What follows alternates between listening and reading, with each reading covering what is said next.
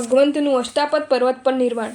આ અવસર્પિણા કાળના સુષમ દુષમ નામના ત્રીજા આરામાં 89 પખવાડિયા બાકી રહેતા માઘ માસની કૃષ્ણ ત્રયોદશી વર્તમાનમાં પોષ તેરસના પૂર્વાહ્ન કાલે ચંદ્ર અભિજીત નક્ષત્રમાં આવતા પર્યકાશને રહેલા પ્રભુ શ્રી ઋષભદેવ સ્વામી ચોથું શુક્લ ધ્યાન પામી લોકાગ્ર પદ મોક્ષ પામ્યા.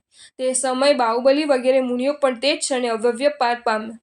પ્રભુના નિર્વાણ કલાકના સમયે ક્ષણવાર નારકીઓને પણ સુખ થયું. ત્રણેય જગતમાં ઉદ્યોત થયો. પ્રભુને નિર્વાણ પામેલા જોઈ ભરત રાજા અપાર દુઃખથી મૂર્છા પામી પૃથ્વી પર પડી પડ્યા. થોડી વારે સાવધાન થઈ તેમણે આક્રંદ કરવા માંડ્યું કે આ ત્રણ જગતના ત્રાતા પ્રભુ બાહુબલી વગેરે ભાઈઓ, બ્રાહ્મી અને સુંદરી બહેનો, પુંડરીક વગેરે પુત્રો, શ્રેયાંશ વગેરે પૌત્રો, કર્મરૂપ શત્રુઓને હણી લોકાગ્રને પામ્યા, તો પણ હું ભરત અદ્યાપી જીવું છું. આ પ્રમાણે આક્રંદ કરતા ભરતને જોઈ ઇન્દ્રે શોકથી રુદન કરવા માંડ્યું. ઇન્દ્રની પાછળ દેવતાઓએ પણ રુદન કરવા માંડ્યું. ત્યારથી માંડીને પૂર્વે નહીં દીઠેલા રુદનનો વ્યાર પ્રવર્ત્યો. ભરતના રુદનથી આખું વાતાવરણ શોકાકુલ થઈ ગયું. અતિ શોકવાળા ભરતને જોઈ તેમને બોધ કરવા ઇન્દ્રે કહ્યું, ત્રણ જગતના સ્વામીના પુત્ર, હે ભરત ચક્રવર્તી, સ્વાભાવિક ધૈર્યને છોડીને અગ્નજનની જેમ શોકથી આમ રુદન કેમ કરો છો? જે સ્વામી જગતના આધાર, જગતની સ્થિતિ કરનાર અને અર્હનીશ જગતને નમવા યોગ્ય હતા, તે પ્રભુનો શોક કરવાનો ન હોય. જેને અનુપમ કાર્યો સાધ્યા છે અને કર્મોના બંધનનો નાશ કર્યો છે, એવા આત્માઓ માટે વિશેષ રીતે આ પ્રસંગ અખંડ મહોત્સવ રૂપ ગણાય છે. તેમજ હર્ષ અને શોક બંને પાપ બંધન કરાવનાર છે.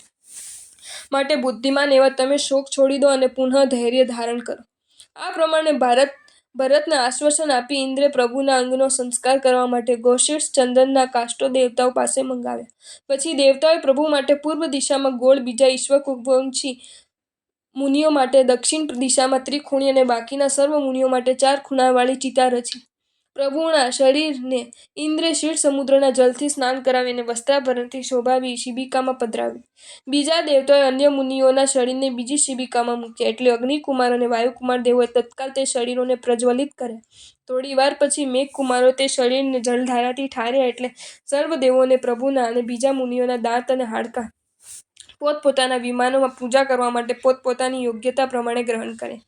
ઇન્દ્રોએ પ્રભુની દાઢાઓ ગ્રહણ કરી. કેટલાક શ્રાવકોએ માંગણી કરવાથી દેવોએ 3 કુંડનો અગ્નિ તેઓને આપ્યો. ત્યારથી તે શ્રાવકો અગ્નિહોત્રી મહાન બ્રાહ્મણ કહેવાયા.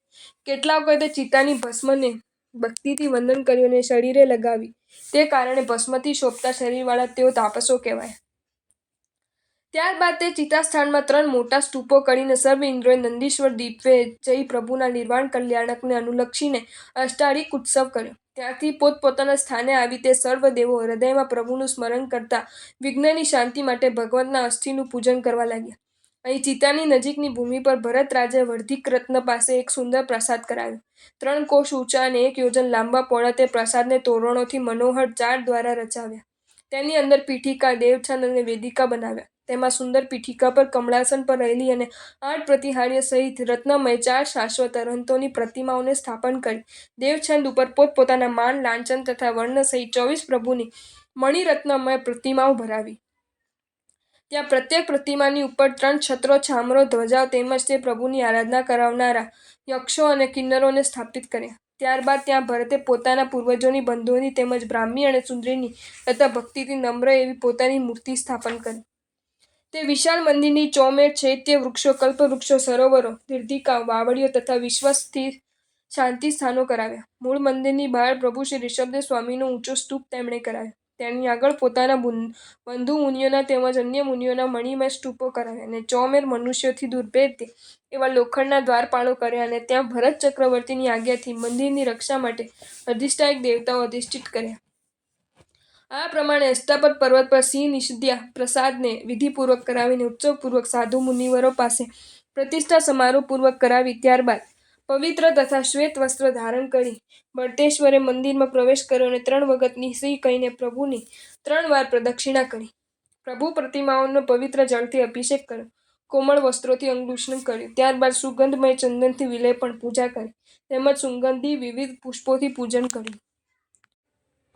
આ રીતે અંગપૂજા કર્યા બાદ ધૂપ કર્યો. મણિપીઠ પર શુદ્ધ અક્ષતોથી અષ્ટમાંગલિકો આલેખીને ફલો પ્રભુજી સમક્ષ મૂક્યા અને મંગલદીપ તથા આરતી ઉતારી. આમ દ્રવ્ય પૂજા કર્યા બાદ ભક્તિથી ઉલ્લસિત ભરત ચક્રવર્તીએ પ્રભુ સ્તુતિ કરી. હે ત્રણ જગતના આધાર, ધર્મના ઉદ્ધારને ધારણ કરનારી અને સ્વર્ગ તથા નરકની સીમા સમાના પૃથ્વીને ત્યજીને આપે દુર્ગમ એવા લોકાગ્રહને પ્રાપ્ત કર્યો છે.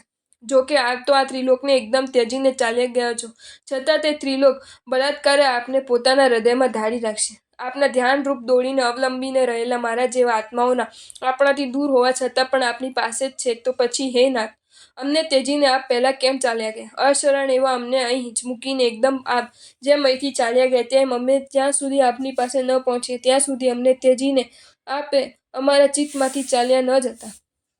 આ પ્રમાણે શ્રી ઋષભદેવ સ્વામીની સ્તુતિ કરીને ત્યાં બિરાજમાન અન્ય અરિહંત પ્રભુની પણ ભરતેશ્વરે સ્તવના કરી. આ રીતે અષ્ટાપદ તીર્થ પર ભરતેશ્વરે જીન મંદિર બંધાવ્યા પછી વિચાર કર્યો કે કાળના પ્રભાવથી સત્વહીન મનુષ્ય દ્વારા આ રત્નમય જીન પ્રસાદની અસાધના ન થાય. એમ વિચારી તેમણે તે પર્વતના શિખરો તોડી નાખ્યા. એક એક યજનના અંતે દંડ રત્નથી 8 પગથિયાં કર્યા. ત્યારથી તે પર્વત અષ્ટાપદના નામથી પ્રસિદ્ધ થયો. આ પ્રમાણે કરીને શ્રી ઋષભદેવ સ્વામીના નિર્વાણથી અતિશય દુઃખને ધારણ કરતા ભરતેશ્વર અષ્ટાપદ પર્વત પરથી નીચે ઉતર્યા અને અનુક્રમે વિનીતા નગરીમાં આવ્યા. તે સમયે ભરતેશ્વરનું ચિત્ત ક્યાંય લાગતું ન હતું. બેસતા, સૂતા, ચાલતા તેમજ સમગ્ર કાર્યમાં પોતાના ચિત્તમાં કેવળ પ્રભુનું જ ધ્યાન ધરતા પોતાના સ્વામી ભરત ચક્રવર્તીને સર્વ મંત્રીઓએ ત્યારે આ પ્રમાણે કહ્યું: હે નરેશ્વર, જે પ્રભુના દેવોએ મેરુ પર્વત પર અભિષેક કર્યો, જેઓને આશ્રયની ઈક્ષ્વાકુવંશ પ્રગટ થયો, જેમણે રાજાઓનો આચાર દર્શાવ્યો, જેઓએ ધર્મતીર્થની સ્થાપના કરી છે, જેમનું ચારિત્ર્ય ઉજ્જવળ છે, જેમનામાં વિશુદ્ધ જ્ઞાન રહેલું હતું, એવા શ્રી ઋષભદેવ પ્રભુનો શોક કરવાનો ન હોય. હે સ્વામી, તેઓ તો ખરેખર સ્તુતિને યોગ્ય છે. માટે રાજન, પ્રભુના વીરને યાદ કરી તમે મૂંઝાવ નહીં. તેઓ તો કૃતકૃત્ય બનીને પરમપદમાં લીન થયા છે. આ રીતે મંત્રીઓએ કહેલું સાંભળીને ભરત ચક્રવર્તીએ મનને સમજાવીને મુશ્કેલીથી શોક ત્યજ્યો. રાજ્ય કાર્યની પ્રવૃત્તિમાં પ્રવર્ત્યા અને પ્રજાનું નિરંતર પાલન કરવા લાગ્યા.